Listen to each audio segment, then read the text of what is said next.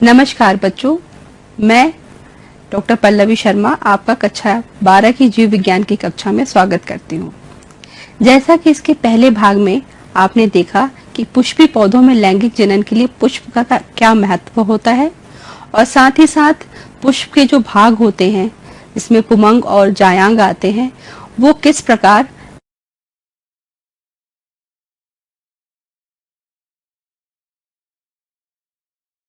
नर युग्मक और मादा युग्मक को बनाते हैं। आज उसी के क्रम में हम लैंगिक जनन के दूसरी अवस्थाओं के बारे में पढ़ेंगे, जिसमें हम आज देखेंगे कि किस प्रकार जो है वो युग्मक स्थानांतरण होता है, उसके बाद निषेचन होता है और फिर निषेचन के बाद की अवस्थाओं में क्या चीजें बनती हैं, इसे हम देखते हैं। चलिए, जैसा कि आप जानते हैं कि पौधों में जो दोनों युग्मक होते हैं, चाहे वो पराग हो या अंडकोशिका हो, दोनों अचल युग्मक होते हैं।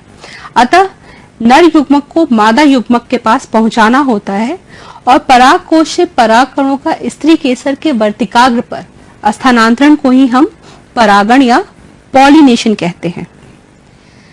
बच्चों, अगर जो परागकण है वो अगर उसी पुष्प के पराग कोश से निकल के उसी पुष्प की जायांग की वर्तिकाग्र पे पहुंचता है तो इसे हम स्वयुग्मन या ऑटोगेमी कहते हैं, स्वपरागन कहते हैं।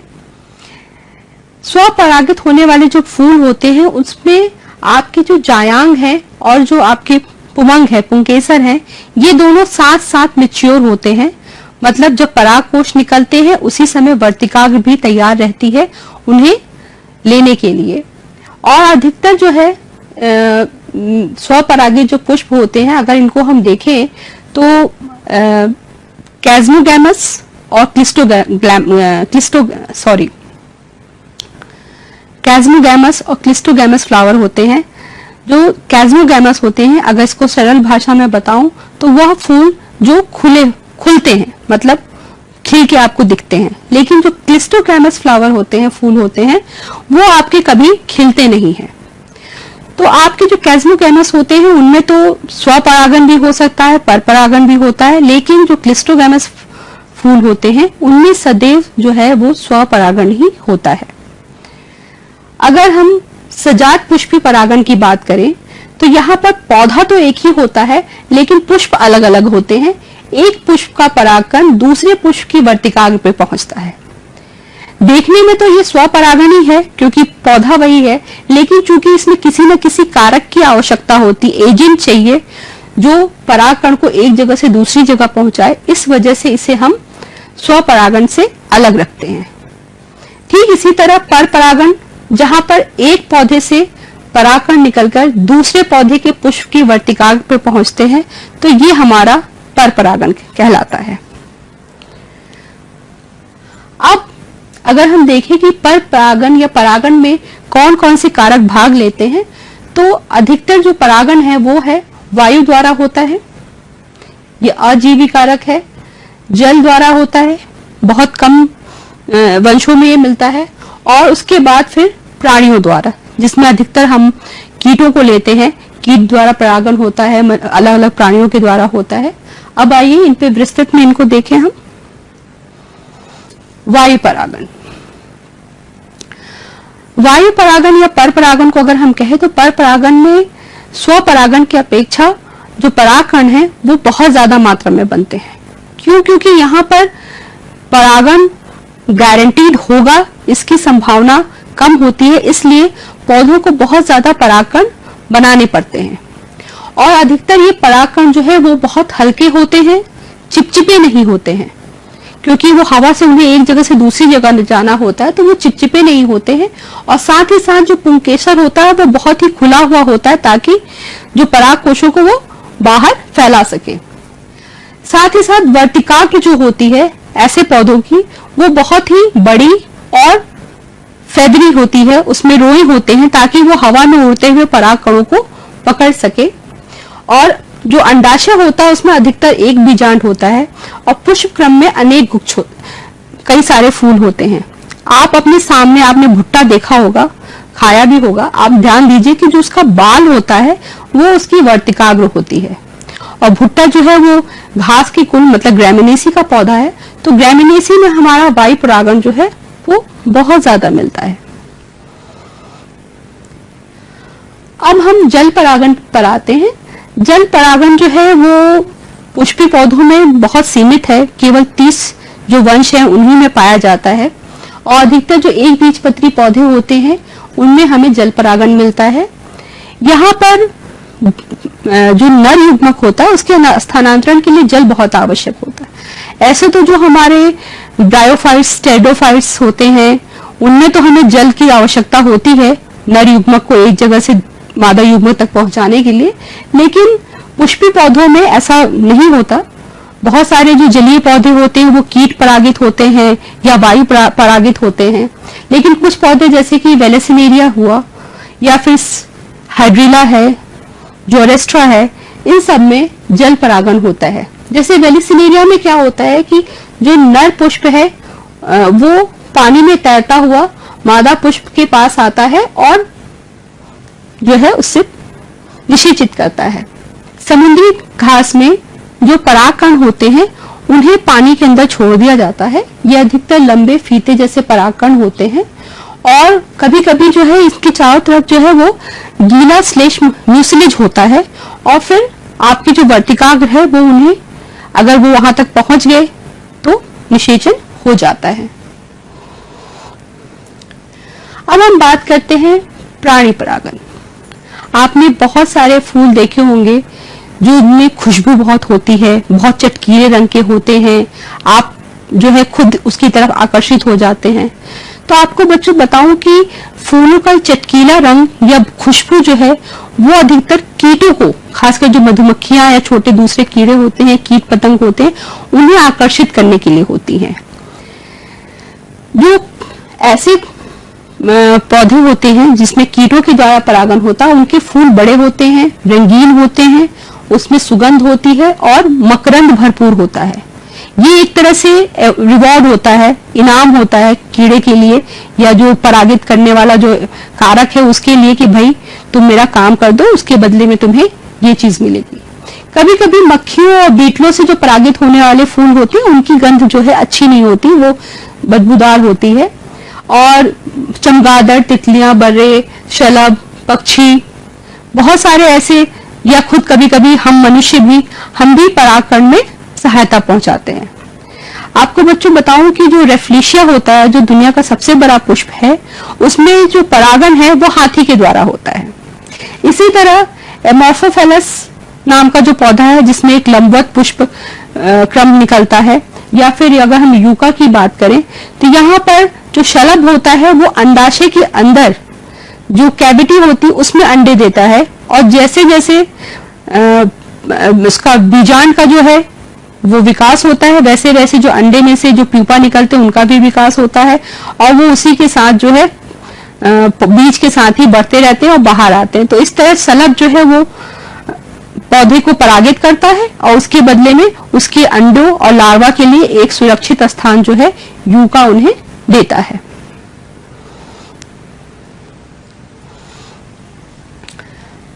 अब हम आते हैं बहिर्प्रजनन युक्तियां, आउटब्रीडिंग टेक्निक्स। आउटब्रीडिंग, जब पौधे अपने अलावा किसी दूसरे पौधे के साथ मिलकर प्रजनन करते हैं, मतलब अपने परिवार से बाहर जाते हैं, तो ये हम इसे कहते हैं बहिर्प्रजनन।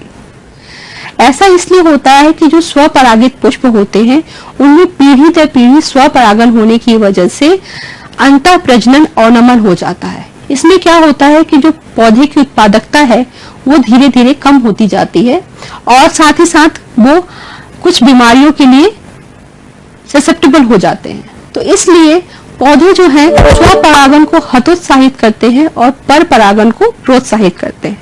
तो इसके लिए बहुत सारी टेक्निक्स जो है वो पाई जाती है। अगर हम इनको देखें तो जैसे कि जब पराग कोश से पराग निकलता है उस समय वर्तिकाग्र जो है वो उसे लेने के लिए तैयार है या नहीं, ये भी आपका पर परागन को बढ़ावा देता है। जैसे कि मान लीजिए परागकोश से परागकण तो निकल आए, पर वर्तिकाग्र जो है वो आपकी तैयार नहीं है, तो वहां पे परागन या निषेचन नहीं होगा।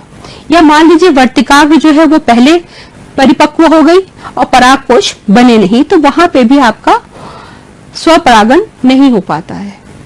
इसी तरह परागकोश और वर्तिकाग्र अगर फूल में बहुत दूरी पे हैं, ऐसे स्थानों पे हैं जहां से वो एक दूसरे के से जो युग्मक है एक दूसरे से ना मिल पाए या उनका स्थानांतरण ना हो पाए, तो ऐसी स्थिति में भी आपका परपरागन होता है।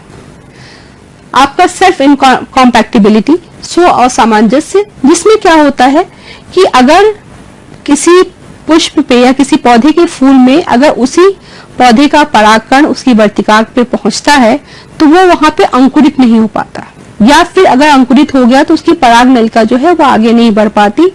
तो ऐसा जो है कुछ पौधों में पाया जाता है, और इसे हम सेल्फ इनकॉम्पैक्टिबिलिटी, मतलब आपस में ही उनकी नहीं बन रही है, तो इस स्थिति में भी आपका परपरागन होता है।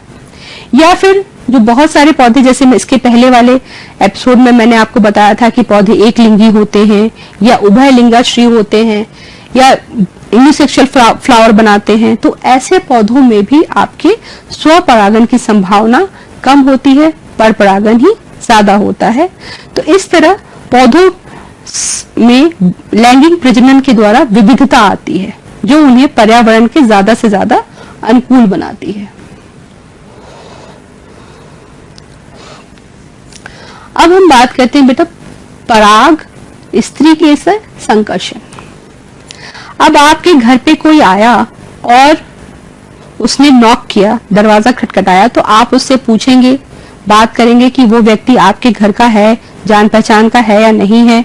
अगर वो जान पहचान का होगा तो आप उसे अंदर आने देंगे, जान पहचान का नहीं है तो आप उसे बाहर से ही भेज देंगे। ठीक ऐसा ही यहाँ पर भी होता है। जो वर्तिकाग्र है पुष्प की, उस पे तो बहुत सारे परागकण आते हैं, तो क्या सारे परागकणों को अंकुरित होना चाहिए? नहीं, सारे परागकण जो है वो वर्तिकाग्र पे अंकुरित नहीं होते हैं। और ऐसा इसलिए होता है कि जो परागकण है और स्त्री केसर है उनके बीच में एक संवाद चलता रहता है निरंतर, और ये संवाद जो है वो रासायनिक घटकों के रूप में होता है, जैसे बहुत सारे पॉलीसैकेराइड है, फिनोलिक एसिड्स हैं, आपके लिपिड्स हैं, शर्करा है, प्रोटीन्स हैं, जो है वो इसको वर्तिकाग्र को मदद करते हैं पहचानने में कि ये परागकण हमारे लिए सुयोग्य है या नहीं। अगर वो सुयोग्य होता है तो उस परागकण का अंकुरण होता है, अगर वो सुयोग्य नहीं होता है तो उसे रिजेक्ट कर दिया जाता है। अब जब परागकण वर्तिकाग्र पे आते हैं तो ये वहां पे म्यूसिलेज जो होता है उसे सोख कर इनमें अंकुरण होता है और पराग नलिका बाहर निकलती है, जैसा कि हमने इसके पहले पढ़ा है। और फिर आपका जो जनन कोशिका होती है वो समसूत्री विभाजन के द्वारा दो नर युग्मक बना लेती है, और जो आपकी वेजिटेटिव केंद्रक होता है वो भी साथ साथ जो है वो पराग नलिका में चले आते हैं, और फिर ये पराग नलिका आपकी वर्तिकाग्र से होते हुए नीचे अंडाशय के पास बीजांड द्वार तक आ जाती है। तो इस तरह स्त्री केसर और पराग के बीच में संकर्षण पूरा होता है। कभी कभी आपको मैं बताऊं कि अगर हम चाहें तो हम पौधों में कृत्रिम परागन भी करा सकते हैं, आर्टिफिशियल हाइब्रिडाइजेशन भी करा सकते हैं, जिसमें हम चाहें तो पुष्पराग जो कण है, पराग कोश हैं, उनको काट के हटा दें, वर्तिकाग्र को ढक दें, और फिर जिस पुष्प को हम लाना चाहते हैं, जिस पुष्प के परागकणों को हम लाना चाहते हैं वहां परागकणों को लाएं और फिर उस वर्तिकाग्र पे डस्ट कर दें और फिर उसे बांध दें। तो इसे जो है हम आर्टिफिशियल हाइब्रिडाइजेशन भी कहते हैं। दोहरा निषेचन। पहले तो हम जान लें कि निषेचन, जैसा कि पहले बताया है, कि जब एक युग्मक नर युग्मक मादा युग्मक से संलयित होता है तो इसे ही हम निषेचन कहते हैं। जब पराग नलिका बीजांड द्वार तक आती है, माइक्रोपाइल तक आती है, तो आपकी जो सिनर्जिड में जो आपका फिलीफॉर्म एपरेटस होता है वह उसे रास्ता देता है कि वह एक सिनर्जिड कोशिका के अंदर आ जाए। और वह सिनर्जिड कोशिका जो है अपने आप को डीजनरेट कर लेती है और फिर ये पराग नलिका अपने युग्मकों को सिनर्जिड के अंदर छोड़ देती है। वहां से आपका एक नर युग्मक जो है वो जाकर आपके अंड केंद्रक से जाकर मिल जाता है और संलयित हो जाता है और युग्मनज बनाता है जो कि द्विगुणित होता है। लेकिन जो दूसरा नर युग्मक है वो आपका आगे बढ़ता है और वो केंद्रीय कोशिका तक जाता है जहां पे आपकी ध्रुवीय केंद्रक होती है। आपने इसके पहले देखा है कि 2 ध्रुवीय केंद्रक होती है केंद्रक कोशिका में, और वहां पे जाकर ये तीसरा ये जो नर युग्मक है वो जाके मिलता है और वो तीनों मिलकर प्राथमिक भ्रूणपोष केंद्रक बनाते हैं जो कि त्रिगुणित होते हैं और इसे हम त्रिसंलयन भी कहते हैं, ट्रिपल फ्यूजन। इस प्रक्रिया को आवर्त बीजी पौधों में सबसे पहले नवाशील ने खोजा था सन 1898 में, और इसे कहा गया कि आवृत बीजी पौधों का ये बहुत ही विशिष्ट लक्षण है कि उसमें दोहरा निषेचन होता है। जो आपका निषेचित भ्रूणकोश मतलब एम्ब्रियो सैक होता है उसको अगर हम देखें तो उसमें आपका प्राथमिक भ्रूणपोष केंद्रक होता है जो आगे चल के एंडोस्पर्म बनाता है, और दूसरा हमारा जाइगोट होता है जो आगे चल के भ्रूण बनाता है, एम्ब्रियो बनाता है। तो ये आपका त्रिगुणित होता है, ये आपका द्विगुणित होता है, और इसके अलावा जो बाकी जो सिनर्जिड कोशिका होती दूसरी वाली होती है वो भी डीजनरेट कर जाती है, जो आपके एंटीपोडल्स हैं वो भी समाप्त हो जाती हैं। अब जो है प्राथमिक भ्रूणपोष केंद्रक जो है वो जाइगोट की अपेक्षा तेजी से वृद्धि करता है। अब वो वृद्धि तेजी से क्यों करता है ये हम देखते हैं। जो भ्रूणपोष जैसे कि इसका नाम है भ्रूणपोष मतलब भ्रूण को पोषण देने वाला, ये एम्ब्रियो को या भ्रूण को उसके डेवलपमेंट के समय में पोषण देता है, इसलिए इसमें विकास जो है वो भ्रूण की अपेक्षा तेजी से होता है और बहुत जल्दी जल्दी इसमें मुक्त केंद्र की विभाजन होता है, माइटोसिस होती है, और माइटोसिस होने के बाद बहुत सारे केंद्रक जो है वो आपके केंद्रीय कोशिका में बन जाते हैं। कुछ प्रजातियां ऐसी होती है जिसमें ये केंद्रक वैसे ही रहते हैं, केंद्रक के बनने के बाद कोई भी कोशिका भित्ति नहीं बनती, तो ऐसे भ्रूणपोष को हम मुक्त केंद्र की भ्रूणपोष कहते हैं, न्यूसिलर एंडोस्पर्म कहते हैं। और कुछ प्रजातियां ऐसी होती हैं जिसमें जो फ्री न्यूक्लियर डिवीजन होता है उसके बाद आपके कोशिका भित्ति बन जाती है, जिससे उसका आकार जो है वो कोशिकीय हो जाता है, जिसे हम कोशिकीय भ्रूणपोष या सेलुलर एंडोस्पर्म कहते हैं। बच्चों अगर आपने नारियल को देखा है, सबने देखा ही होगा, नारियल तो बहुत सामान्य होता है, आपने नारियल की जो गड़ी देखी है वो कोशिकीय भ्रूणपोष होती है, और जो नारियल का पानी होता है वो आपका मुक्त केंद्र की भ्रूणपोष होता है। जो भ्रूणपोष है वो बढ़ते हुए भ्रूण को पोषण देता है, और भ्रूण के पूरे बन जाने पे अगर भ्रूणपोष पूरी तरह से उपयोग में ले लिया जाता है, जैसा कि मटर और मूंगफली और सेब में पाया जाता है, तो ऐसे पौधों को हम गैर एल्ब्यूमिनस पौधे बीज कहते हैं, जो भी हम आगे देखेंगे। और कभी कभी जो है वो परिपक्व बीज में आपका भ्रूणपोष विद्यमान रहता है, पूरा खर्च नहीं होता, जैसे कि अरंडी, नारियल या फिर गेहूं, मक्का वगैरह में पाया जाता है। अब हम बात करते हैं बच्चों भ्रूणोद्भव एम्ब्रियोजेनेसिस पर। जो जाइगोट होता है, चाहे वो एक बीजपत्री और द्विबीजपत्री हो, उन सब में जो विभाजन होता है वो एक समान शुरू होता है। सबसे पहले आपका अनुप्रस्थ विभाजन होता है, ट्रांसवर्स, और उसके बाद बार बार विभाजन होने के बाद आपका जो प्रो एम्ब्रियो बनता है वो पहले गोलाकार होता है, फिर बाद में आपके जो ये प्लूम्यूल रीजन है यहाँ पे विभाजन कम होता है, लेकिन जो अगल बगल के जो बीज पत्र होते हैं, जो वाले सिरे होते हैं, वहां पे विभाजन तेजी से होता है, तो ये हृदय आकार ले लेता है। और उसके बाद फिर और ज्यादा विभाजन होने के बाद जो परिपक्व भ्रूण होता है उसमें बीज पत्र साफ साफ दिखाई देते हैं। यहाँ पे आपका शूट एपेक्स या प्रांकुर होता है जहां से तना निकलता है, और यहाँ पे आपका रूट एपेक्स या मूलांकुर होता है।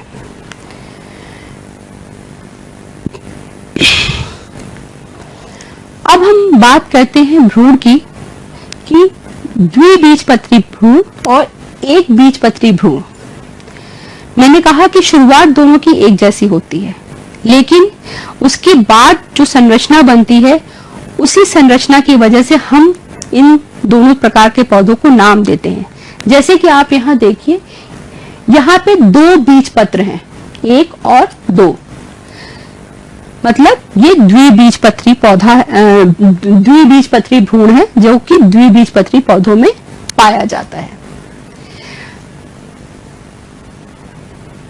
द्विबीजपत्री पौधों के नीचे की तरफ में यहाँ पे मूलांकुर होता है, जिसके ऊपर एक मूलांकुर गोप होता है, और यहाँ पे प्रांकुर होता है जो बीजपत्र के बराबर में होता है। यहाँ ठीक दूसरी तरफ एक बीजपत्री पौधों में जो आपका बीजपत्र है वो केवल एक होता है, इसे स्कैटुलम कहते हैं। यहाँ पे आपका प्रांकुर जो है वो दोनों बीजपत्र के बीच में होता है, लेकिन एक बीजपत्री पौधों में प्रांकुर जो है वो थोड़ा सा हटकर किनारे होता है, और साथ ही साथ जो आपका स्कैटुलम है उसके नीचे की तरफ आपके मूलांकुर होता है, मूलगोप होता है, और उसके ऊपर एक अनडिफरेंशिएटेड कोलियोराइजा होता है, मूलांकुर चोल जिसे हम कहते हैं। स्कैटुलम के अक्ष के ऊपर की तरफ में आपका शूट एपेक्स होता है, उसके ऊपर लीफ प्राइमर्डिया होती है, और उसके ऊपर आपका प्रांकुर चोल या कोलियोप्टाइल होता है। तो इस तरह ये एक बीजपत्री भ्रूण और ये द्विबीजपत्री भ्रूण आपका पाया जाता है। जब भ्रूण तैयार हो जाता है तो उसके साथ साथ ही जो अंडाशय होता है उसमें भी परिवर्तन होते हैं। जैसे भ्रूण का विकास होता रहता है, वैसे ही अंडाशय में भी परिवर्तन आते जाते हैं। जो निषेचित बीजांड है वो आपका बीज बनाता है। जैसे कि इसके पहले मैंने कहा कि अगर भ्रूण के बनते समय में अगर पूरा का पूरा भ्रूणपोष उपयोग में ले लिया जाता है तो उसे हम गैर एल्बुमिनस बीज कहते हैं, और अगर पूरा का पूरा जो भ्रूण है अगर वो उपयोग में नहीं लाया जाता है, कुछ भ्रूणपोष का हिस्सा आपका बच जाता है, तो ऐसे बीजों को हम एल्बुमिनस बीज कहते हैं।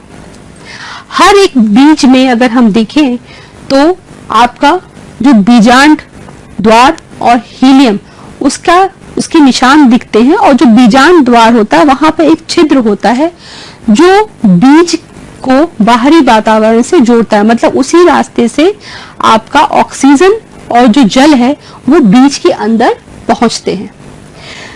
बीज जो है पौधों के, कुछ पौधों के बीज तो तुरंत गिरते हैं और तुरंत उसमें अंकुरन हो जाता है, लेकिन अधिकांशतः क्या होता है कि जो आपके जो बीज होते हैं वो तुरंत अंकुरित नहीं होते हैं, वो धीरे धीरे कठोर होते हैं और उसके बाद उनमें पानी की मात्रा कम होती है और वो एक सुषुप्ता अवस्था में चले जाते हैं, मतलब निष्क्रिय हो जाते हैं, और इसी को हम प्रसुप्ति कहते हैं, डोर्मेंसी। इसके पीछे जो है हमारा एक हार्मोन होता है जो पौधों में पाया जाता है, जिसे हम एब्सिसिक अम्ल कहते हैं, और पौधे काफी समय तक प्रसुप्ति अवस्था में पड़े रहते हैं। अगर हम जो खाद्यान्न है हमारे गेहूं चावल अगर इनकी बात करें तो सोचिए कि अगर ये पौधे प्रसुप्ति अवस्था में न जाएं तो हम इन्हें स्टोर करके नहीं रख पाएंगे, क्योंकि ये जो अनाज होते हैं ये प्रसुप्ति अवस्था में चले जाते हैं खाद्यान्न, इसलिए हम इसे जो है स्टोर करके रख पाते हैं। लेकिन कुछ जो बीज होते हैं उनमें अगर हम देखें तो उनमें जो है आपका जो न्यूसिलस बीजांड काय होता है वो भी आपका मिलता है, और ये बीजांड काय अगर जिस बीज में रहता है ऐसे बीजों को हम परिभ्रूणपोष या पेरिस्पर्म कहते हैं।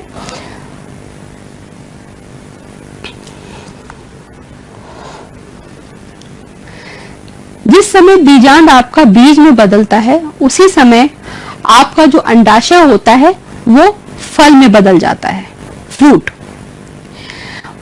कुछ पौधों में ये फल जो है वो गूदेदार होता है और कुछ पौधों में सूखा होता है, जैसे कि आम वगैरह है उसमें गूदेदार होता है, और मूंगफली वगैरह जिसमें फल शुष्क होता है। अगर हम आम को ही आप देखें तो उसमें अगर देखें तो जो फल भित्ति होती है, मतलब जो अंडाशय की जो भित्ति होती है वो बाद में फल भित्ति बन जाती है, और उसमें आपकी बाह्य फल भित्ति, मध्य फल भित्ति और अंतःफल भित्ति होती है। आम में ये अंतःफल भित्ति आपकी गूदेदार होती है और जो आप खाते हैं, बाह्य फल भित्ति छिलके की तरह होती है, और अंतः फल भित्ति जो आपके गुठलियों की होती है। अगर जो फल है वो अगर अंडाशय से बन रहा है सीधे सीधे, तो उस फल को हम वास्तविक फल कहते हैं या ट्रू फ्रूट्स कहते हैं।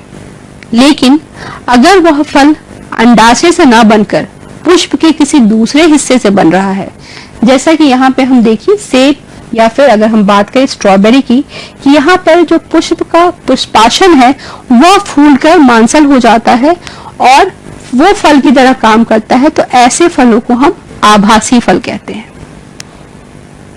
कभी कभी जैसे कि केले की बात हम करें तो वहां पर ये होता है कि जो फर्टिलाइजेशन हुआ लेकिन जो भ्रूण या जो बीज है वो एबॉर्ट हो जाता है और फिर भी लेकिन फल आपका बन जाता है। तो ऐसे फलों को हम अनिषेक जनित या पार्थेनोजेनिक फ्रूट्स कहते हैं। और कभी कभी जैसे कि आजकल जो हाइब्रिड वैरायटी आ रही है जैसे कि अमरूद की वगैरह की, जिसमें आपके बीज नहीं होता है, तो हम खुद जो है आजकल क्रॉप इंप्रूवमेंट प्रोग्राम्स में हम बीज रहित फलों को उत्पादित करने के लिए हम पार्थेनोजेनेसिस का सहारा लेते हैं। बीज जो है, क्योंकि आवृत बीजी पौधों में ये एक पीढ़ी से दूसरी पीढ़ी में ले जाने वाले कारक होते हैं, ये काफी, इनमें आत्मनिर्भरता काफी होती है और ये जो प्रजाति होती है उसको अलग अलग स्थानों पर फैलाने का काम करते हैं।